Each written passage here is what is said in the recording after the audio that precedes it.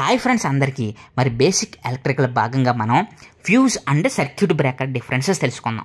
యాక్చువల్గా రెండు కూడా సర్క్యూట్ బ్రేకర్సే. మరి ఫ్యూజ్ అయినా కానీ మన ఎంసీబీ అంటారు కదా, ఎంసీబీ అయినా కానీ ఫ్యూజ్ అనేది ఈజీగా ఉంటుంది డివైస్ అనేది కన్స్ట్రక్షన్. కాకపోతే ఈ సర్క్యూట్ బ్రేకర్స్ అనేవి కొంచెం కాంప్లికేటెడ్ డిజైన్ ఉంటుంది. అలాగే మరి ఇవి ఈజీగా ఒక్కసారి ఫ్యూజ్ కనుక పోయిందనుకోండి, ఆ ప్రొటెక్షన్ అనేది పోయిందనుకోండి, మళ్ళీ మనం ఫ్యూజ్ అనేది రీప్లేస్ చేయాలి కదా. కానీ ఎంసీబీ అలా కాదు, మనం రీయూజ్ చేసుకోవచ్చు.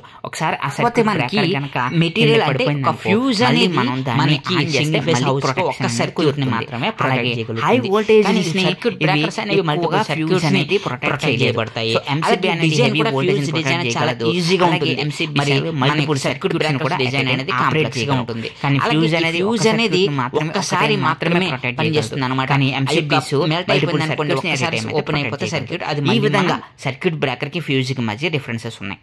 మరి మీకు ఎవరికైనా తెలిస్తే కామెంట్ సెక్షన్లో కామెంట్ చేసి మా ఛానల్ని సబ్స్క్రైబ్ చేసుకోకపోతే సబ్స్క్రైబ్ చేసుకొని ఈ వీడియోని అయితే లైక్ చేసేయండి ఫ్రెండ్స్. Thank you friends.